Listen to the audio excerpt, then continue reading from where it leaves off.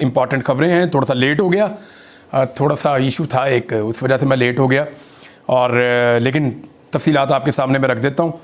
और आज काफ़ी दिनों के बाद इमरान खान साहब से मुलाकात करने जा रही है पाकिस्तान तहरीक-ए-इंसाफ।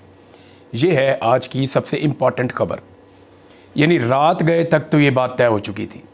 सुबह जब मेरी पाकिस्तान तहरीक-ए-इंसाफ के लोगों से बात हुई फजर के बाद, तो तब भी उन्होंने कहा कि जी बिल्कुल पाकिस्तान तहरीक-ए-इंसाफ को ये इन्फॉर्म कर दिया गया है कि इमरान खान साहब से आज मुलाकात होगी। तहरीक-ए-इंसाफ ने 3 लोगों के नाम दिए हैं। ये मुलाकात बहुत इम्पॉर्टेंट है। एक मुलाकात के अंदर जा रहे हैं सलमान अकरम राजा साहब, जो सबसे इम्पॉर्टेंट शख्सियत हैं, क्योंकि आइनी तरमीम के हवाले से जो कानूनी नुकात हैं वो सलमान अकरम राजा साहब रखेंगे। इमरान खान साहब उनको बहुत संजीदगी से सुनते हैं। उसकी वजह यह है कि सलमान अकरम राजा साहब की अपनी सलाहियत भी बहुत ज़्यादा है, इसलिए उन्हें पार्टी का सेक्रेटरी जनरल भी इमरान खान साहब ने बनाया। तो अब सलमान अकरम राजा साहब जो हैं वो हैं, उनके अलावा बैरिस्टर गौहर जो चेयरमैन है पार्टी के, और हामिद रज़ा काज़मी साहब। पाकिस्तान तहरीक-ए-इंसाफ की जो पॉलिटिकल कमेटी की मीटिंग हुई रात को, उसमें तहरीक-ए-इंसाफ ने कुछ चीज़ें तय की हैं और कुछ चीज़ें उनको बताई गई हैं। एक तो उन्हें बताया गया फजल रहमान साहब के हवाले से, ये बड़ी इंपॉर्टेंट इन्फॉर्मेशन है, और दूसरा बताया गया कि पाकिस्तान तहरीक-ए-इंसाफ को अब हिकमत अमली क्या रखनी चाहिए। अब चंद सवालात पैदा होते हैं कि क्या पाकिस्तान तहरीक-ए-इंसाफ के तीनों लोगों को इमरान खान साहब से मिलने दिया जाएगा, या फिर किसी एक शख्स को चुनकर इमरान खान साहब से मिलने दिया जाएगा। यानी अगर खाली बैरिस्टर गौहर को मिलवाया जाता है तो पाकिस्तान तहरीक-ए-इंसाफ में बहुत से तहफ़्फ़ुज़ात हैं, और उन्हें यह लगता है कि बैरिस्टर गौहर अंदर से जो कुछ सुनते हैं वो बाहर आके उस तरह से नहीं बताते। ये पाकिस्तान तहरीक-ए-इंसाफ के अंदर सोच है। मुझे कहने में कोई आड़ नहीं है, क्योंकि उनके लोग ऑफ द रिकॉर्ड बताते हैं कि हमें जनाब चंद लोगों पे एतबार नहीं है, जिन पे एक बैरिस्टर गौहर साहब भी हैं। वो अंदर से इमरान खान साहब कोई बात अगर बताकर भेजते हैं तो वो बाहर आके उसका डांगी निकाल देते हैं, या उसको बिल्कुल नीचे ले आते हैं खान साहब के कहने को, और जिस तरीके से वो बयान करते हैं उसका फ़ायदा ही नहीं रहता। अब जो चीज़ें तय हुई वो ये हुई कि बाहर आने के बाद जो प्रेस टॉक है वो सिर्फ सलमान अकरम राजा साहब करेंगे, ना वो प्रेस टॉक बैरिस्टर गौहर करेंगे, ना वो हामिद रज़ा काज़मी साहब करेंगे, ना कोई और करेगा। ये प्रेस टॉक सलमान अकरम राजा साहब करेंगे। लेकिन क्या सलमान अकरम राजा साहब को इमरान खान साहब से मिलने दिया जाएगा? अभी जब मैं वीडियो रिकॉर्ड कर रहा हूँ अब तक तो नहीं पता, लेकिन इस वक्त सलमान अकरम राजा साहब अपनी ज़मानत के लिए अदालत में गए हुए हैं, क्योंकि कोई भी शख्स जिसकी बेल ना हुई हो, उसके ऊपर मुकदमा हो, उसको फिर जेल में मुलाकात की इजाज़त नहीं देते। ख़ासतौर पर इमरान खान साहब से तो बिल्कुल ही मिलने नहीं देते। तो सलमान अकरम राजा साहब को अपनी बेल करवानी पड़ेगी फ़ौरी तौर पर, और बेल करवा के उनको फ़ौरन जाना पड़ेगा ये बता के कि जनाब मेरी बेल हो गई है और मैं आ गया हूँ, अब जेल में मिलने के लिए मेरी इमरान खान साहब से मुलाकात करवाई जाए। इमरान खान साहब के सामने क्या रखना है, ये बताने से पहले मैं आपको बता देता हूँ कि पाकिस्तान तहरीक-ए-इंसाफ की पार्टी में रात को चीज़ें क्या डिस्कस हुई। तहरीक-ए-इंसाफ की जो पॉलिटिकल पार्टी है उसमें ये ब्रीफिंग दी गई, और कुछ झगड़ा भी हुआ चंद लोगों का। यानी जो लोग पाकिस्तान से बाहर बैठे हुए उनको ताने दिए गए पाकिस्तान में मौजूद लोगों की जानिब से कि जनाब आप पाकिस्तान आए ना, फिर बाहर बैठ के बातें करना बड़ा आसान है, ये कहा गया। तो इस पे जो पाकिस्तान तहरीक-ए-इंसाफ के बाहर मौजूद लोग हैं उन्होंने बड़ा क्लियरली कहा कि जनाब आप ये वाली सहूलतें जो आपको पाकिस्तान में मैसर हैं ये आप हमें भी ले दें, हम आ जाते हैं पाकिस्तान। आप आज़ाद भी फिरते हैं, आप इंजॉय भी कर रहे हैं, आप लंदन भी जाते हैं, यूरोप भी जाते हैं, आप अमेरिका भी जाते हैं, आपका जब दिल करता है जिस मर्जी मुल्क में चले जाते हैं, आपके नाम ECL में मौजूद नहीं है। हमें तो निशान इबरत बनाया गया है, और हमारे पीछे तो रियासत हाथ धोकर पड़ी हुई है। तो आप में और हम में फ़र्क है, आप ये फ़र्क ख़त्म कर दें, हम पाकिस्तान अभी आ जाते हैं। और अगर पाकिस्तान आकर हमने गिरफ़्तार होना है या किसी ज़िंदान में चले जाना है तो इससे बेहतर नहीं है कि हम पार्टी के लिए काम करते रहें। और अगर पाकिस्तान आकर हमने फौरी तौर पर कहीं अगवा हो जाना है और लंबे अरसे तक पता ही नहीं चलेगा कि कहाँ गया, तो इससे बेहतर नहीं है कि हम बाहर बैठ के काम करते रहें। कम से कम बोलते तो रहेंगे, कम से कम पार्टी के लिए कुछ ना कुछ बाहर बैठ के तो कर रहे हैं। यानी जो लोग बाहर मौजूद हैं आपने उन्हें देखा नहीं। अब यानी जुल्फ़ी बुखारी अगर पाकिस्तान में होते तो किसी काम के ना होते, लेकिन वो पाकिस्तान से बाहर आए हैं और दुनिया का कोई मुल्क उन्होंने छोड़ा हो जहाँ पे उन्होंने इमरान खान के लिए आवाज़ ना उठाई हो। कासम सूरी जब से गए हैं वो एक के बाद एक बाहर से एक्टिविटीज़ करते हैं, पॉलिटिकल एक्टिविटीज़ करते हैं, वो एहतजाज को लीड करते हैं, पार्टी के लिए फंडिंग बेशुमार चीज़ें वो कर रहे होते हैं। इसी तरह जो शहबाज गिल है वो इतनी बड़ी आवाज़ बन गए हैं पाकिस्तान तहरीक-ए-इंसाफ की, वो अगर पाकिस्तान में होते तो ये आवाज़ ही ना होती। तो ये चीज़ें सबको समझनी पड़ेंगी कि हर एक का एक जैसा काम नहीं होता, सबको अपनी अपनी डोमेन में रहकर काम करना होता है, और सबके लिए हालात एक जैसे होते भी नहीं हैं, सबके लिए मुश्किलात अलग अलग होती हैं। तो बहरहाल ये वहाँ चीज़ें हुई, और जो चीज़ें तय पाई उनमें एक चीज़ ये है कि बताया गया कि फजलुर रहमान साहब कुछ कमज़ोर और ढीले पड़ते हुए दिखाई दिए।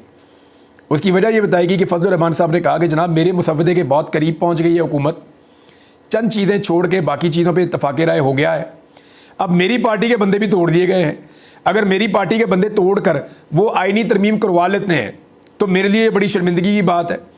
तो फजलुर रहमान साहब की बातों से ऐसा लग रहा था जैसे वो पाकिस्तान तहरीक इंसाफ को चाह रहे हैं कि अब मिलकर ये आईनी तरमीम कर लेते हैं।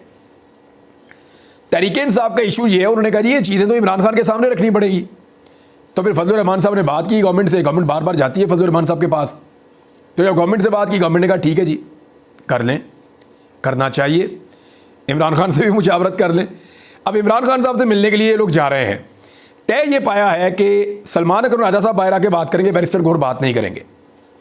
नंबर 2 तय ये पाया है कि फजलुर रहमान साहब के बारे में इमरान खान का कोई स्टेटमेंट जारी नहीं किया जाएगा, क्योंकि फजलुर रहमान साहब का जो कल का रवैया था मुलाकात में, उससे कुछ शुबा हुआ पाकिस्तान तहरीक इंसाफ के लोगों को कि शायद फजलुर रहमान साहब कमज़ोर पड़ रहे हैं, और उन्हें ताकतवर हलकों की जानिब से पैगाम भी दिया गया है कि मौलाना साहब ये फ़ायदा आप भी ले सकते हैं, आपके लोग भी ले सकते हैं, तो आपने फ़ायदा नहीं लेना तो आपके लोगों ने ले लेना, आईनी तरमीम तो हमने करवा लेनी है जैसे तैसे करके, मार धाड़ करके। अब ये है अब तक की सिचुएशन। अब आ जाए कि इमरान खान साहब कहाँ खड़े।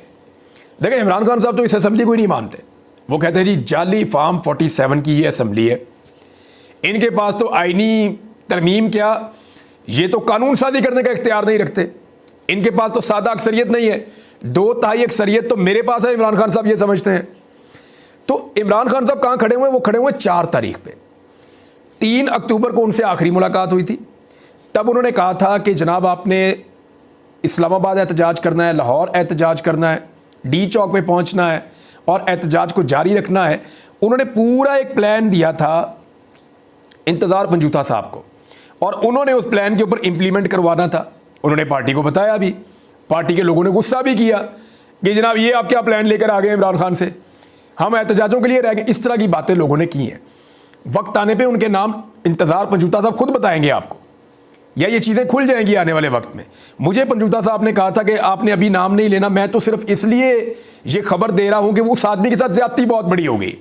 10 दिन हो गए हैं, अब 11वां दिन है, इंतज़ार पंजूथा साहब का पता ही नहीं चल रहा। उनका भाई कभी इधर भागता है, कभी उधर भागता है, कभी इधर फ़ोन करता है, कभी वहाँ से पता करता है। वो बेचारे डबल परेशानी, अपनी पार्टी को भी रिप्रेजेंट कर रहा है, इमरान खान साहब के मुकदमे भी लड़ रहा है, अपने भाई को भी ढूंढ रहा है, कितनी बड़ी ज़्यादती है। तो वो इंतज़ार पंजूथा, उसको तो गायब भी कर दिया गया, तो प्लान तो चला गया कहीं और। इमरान खान साहब उसी प्लान पे बैठे हुए हैं जो 4 तारीख को हुआ था। वो तो इनकलाब लेकर आ रहे थे, और इमरान खान साहब का प्लान ये था कि किसी सूरत भी आईनी तरमीम के ऊपर एक कदम आगे नहीं बढ़ने देना। लेकिन इस्लामाबाद में क्या हुआ, डी चौक में क्या हुआ, खैबर पख्तूनख्वा हाउस में क्या हुआ इस्लामाबाद में, फिर अली अमीन गंडापुर साहब दूसरी मरतबा गायब हो गए, वो क्या हुआ, फिर वो वापस आके उन्होंने एक अजीबोगरीब कहानी सुना दी कि वो पहाड़ियाँ क्रॉस करते रहे। वो अजीबोगरीब है, वो तो समझ से बाहर है। अब ये सारी चीज़ें इमरान खान साहब तो वहाँ खड़े हैं, ये आईनी तरमीम, मुसव्वदे, मीटिंग्स, कमेटियों में बैठना, ये तो इमरान खान की पॉलिसी नहीं थी। अब जब उनके सामने मुसव्वदा जाएगा तो मेरी परसेप्शन ये है, मुझे जो आइडिया है वो ये है कि इमरान खान साहब इस तरमीम का हिस्सा नहीं बनेंगे, तो मुझे ऐसा लगता है। और अगर सलमान अकरम राजा साहब उन्हें मना भी लेंगे तो चंद चीज़ों का हिस्सा तो वो बिल्कुल नहीं बनेंगे। ये जो 5 जजेस की बात की जा रही है ना, ये बड़ी खौफनाक बात है। इस पर हामिद खान साहब ने अपना एक रिएक्शन भी दिया, वकला ने भी दिया। वकला कैटेगोरिकली कह रहे हैं कि जस्टिस मंसूर अली शाह हमारे आने वाले चीफ जस्टिस ऑफ पाकिस्तान हैं, हम इनके अलावा नहीं मानते हैं। और आईनी तरमीम करनी है तो 26, 27, 28, 29 तारीख को कभी भी करने, बाद में ये 25 से पहले करना इसलिए ज़रूरी है कि काजी फ़ायद ईसा साहब इसको सपोर्ट करेंगे, और 25 से पहले करना इसलिए ज़रूरी है कि अपनी मर्ज़ी का चीफ जस्टिस लाया जा सके। मंसूर अली शाह साहब इस वक्त एस्टेब्लिशमेंट को और हुकूमत को कबूल नहीं है, और मंसूर अली शाह साहब मेरिट के ऊपर, सीनियरिटी की बेस के ऊपर एक जज के तौर पे आ रहे हैं। अब मामला ये है कि अगर 5 में से चुनना है तो चुना जाएगा जस्टिस अमीनुद्दीन खान साहब को। अब हामिद खान साहब ने कहा कि अमीनुद्दीन खान जैसे चमचे को चौथे नंबर से उठाकर चीफ जस्टिस नहीं बनने देंगे, ये भी उन्होंने कहा। फिर वकला ने फजलुर रहमान साहब को बताया, फजलुर रहमान साहब को वकला ने आगाह किया, उन्हें कहा कि हम जजों की तकर्री के तरीक़ाकार को तब्दील नहीं होने देंगे। यानी जज जैसे पहले तकर्री होती है सीनियरिटी बेस पे, वही रहेगी। देखिए ना, अगर आपने 5 जजों में से एक को चीफ जस्टिस बनाना है तो जो टॉप के 5 जजेस हुआ करेंगे ना, वो हर वक्त हुकूमत को खुश रखने के चक्कर में रहा करेंगे। वो हुकूमत को फ़ोन कर करके पूछते रहा करेंगे, सर कोई हुक्म बताएं, क्या काम करना है। हर जज अपने आप को ज़्यादा बेहतर और ज़्यादा वफादार साबित करने की दौड़ में लग जाएगा। हर जज ये कोशिश करेगा कि मैं दूसरे जज से सबकत ले जाऊं सियासतदानों से वफादारी में, ताकि सियासतदान जब भी फैसला करने बैठें कि 5 में से कौन चीफ जस्टिस होगा तो मेरा कुरा निकल आए, मेरा नाम निकल आए। तो ये होगा उस वक्त मेरिट। अभी तो ये ना सीनियरिटी की बेस के ऊपर, और मेरिट पे भी इस वक्त जस्टिस मंसूर अली शाह जो हैं वो एक टॉप के जज हैं। पूरा पाकिस्तान जानता है जिस तरह के उन्होंने फैसले दिए हैं। कादी फायद ईसा साहब तो बहुत पीछे रह जाते हैं, लेकिन बिलावल ने बड़ी तारीफें की अपनी तकरीर में। अच्छा, अब नंबर्स पे आ जाएं। पाकिस्तान तहरीक इंसाफ की जो पार्टी के अंदर मीटिंग हुई, उसमें उन्होंने कहा जी हमारे कुछ लोग जो हैं वो कंप्रोमाइज़ हुए हैं, और हो सकता है कि फजल रहमान के बगैर भी या फजल रहमान के साथ भी ये नंबर पूरे करने में कामयाब हो जाएं, क्योंकि अब MNAs और सेनेटर्स कंप्रोमाइज़ हुए हैं। लेकिन इंटरेस्टिंग बात यह है कि जिनके ऊपर बेतहाशा जुल्म हुआ वो कंप्रोमाइज़ नहीं हुए। कंप्रोमाइज़ वो हुए जिनके ऊपर जुल्म नहीं हुआ, यानी रोकड़ा चला, पैसे के लिए कंप्रोमाइज़ हो रहे हैं। तो दूसरी तरफ जो हुकूमत की जानिब से सेनेटर्स और कौमी असम्बली के मेंबर्स जिन्होंने वोट डालने हैं, वहाँ हामिद रज़ा काज़मी साहब ये क्लेम कर रहे हैं कि 9 लोग, कोई कह रहा है 7 लोग, ये वोट नहीं डालेंगे। वो ये कह रहे हैं कि वो तरमीम के हक़ में वोट नहीं डालेंगे, हुकूमत के वोट टूट चुके हैं। एक तरफ तो हामिद रज़ा काज़मी साहब ये कह रहे हैं, दूसरी तरफ पॉलिटिकल कमेटी के अंदर बताया गया है कि कुछ वोट पाकिस्तान तहरीक इंसाफ के भी टूट चुके हैं, और अभी मुकाबला बड़ा सख्त है। अब बिलावल ने तकरीर करते हुए जो है वो अपनी वालदा की सियासत को दफन कर दिया। और कब दफन किया? 18 अक्टूबर को, जब कारसाज में मोहतरमा बेनज़ीर भुट्टो साहिबा के ऊपर हमला हुआ था, और शहीद बेनज़ीर भुट्टो ने पाकिस्तान में जमहूरियत के लिए अपने बेशुमार कारकुनों की उस दिन कुर्बानी दी थी। उस दिन बिलावल ज़रदारी जो जमहूरियत के चैम्पियन बने फिरते हैं, बिलावल ज़रदारी के आप अल्फाज देखें, ये ब्रूट मेजॉरिटी की बात कर रहे हैं, यानी वो ब्रूटैलिटी की बात कर रहे हैं, ब्रूट मेजॉरिटी की बात कर रहे हैं कि जनाब हमने हर हाल में, अगर घी सीधी उंगली से नहीं निकलेगा ना, मिसाल के तौर पे, तो टेढ़ी उंगली से मैं निकालूंगा। यानी बंदे खरीदने पड़े, टॉर्चर करना पड़ा, अगवा करने पड़े, कुछ भी करने पड़े, अगर ये अपोजिशन हमारा साथ नहीं देती तो हम सारे गंदे हथकंडे अपनाएंगे। अब ये लेवल है बिलावल ज़रदारी का, और यहाँ तक पहुँच गए सिर्फ इसलिए कि उनको एक छनकना दिया गया बजाने के लिए कि आपको वज़ीर-ए-आज़म पाकिस्तान बनाया जाएगा। तो मैं बिलावल को बता देता हूँ कि जिन्होंने आपको ये आसरा दिया ना कि आपको वज़ीर-ए-आज़म पाकिस्तान बनाया जाएगा, वो निजी महफिलों में आपका मजाक उड़ाते हैं और आपको कभी भी सीरियस नहीं लेते। अभी उन्होंने आपको इस काम पर लगाया हुआ है।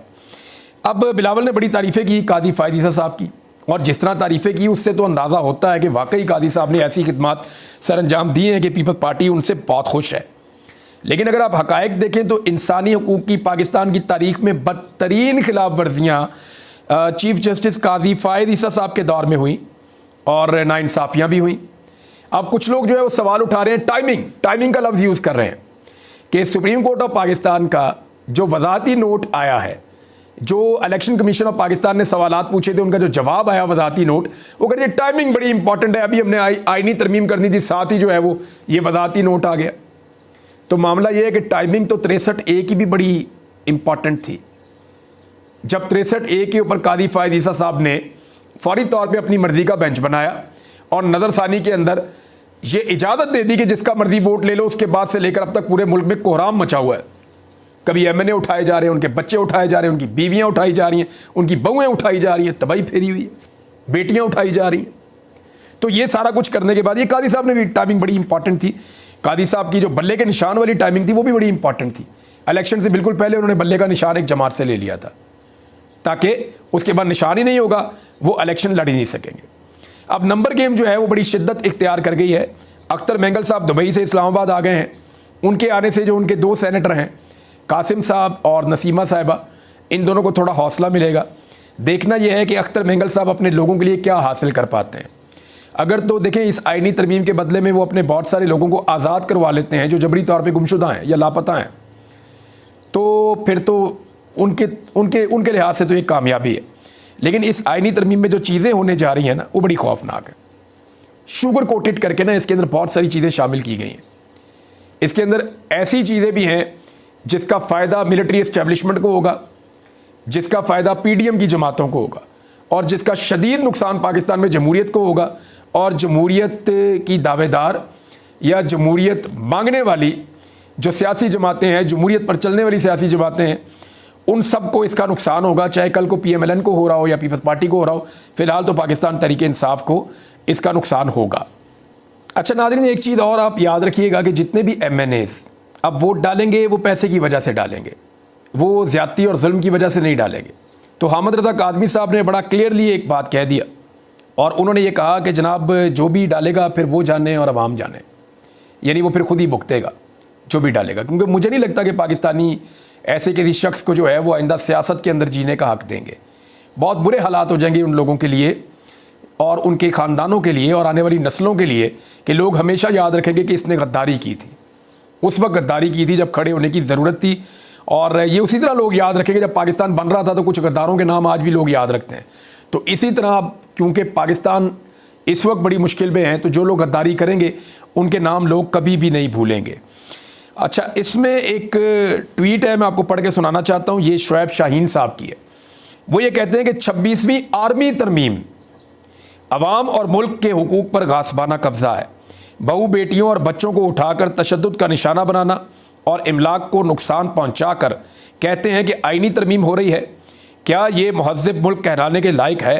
शुएब शाहीन साहब का ये ट्वीट था, मैंने आपको बता दिया। देखते हैं कि इमरान खान साहब जेल से क्या पैगाम भेजते हैं। लेकिन पार्टी ने तय किया है और इमरान खान साहब को उन्होंने कहा मशवरा भी दीजिए कि मौलाना फजलुर रहमान साहब के लिए आप कोई पैगाम ना भिजवाएं अभी फ़िलहाल, क्योंकि अभी आइनी तरमीम रास्ते में और फजलुर रहमान साहब का कोई पता नहीं कि वो कौन सा रास्ता इख्तियार कर लें। अब तक के लिए इतना ही। अपना ख्याल रखिएगा, अपने इस चैनल का भी। अल्लाह हाफ़िज़।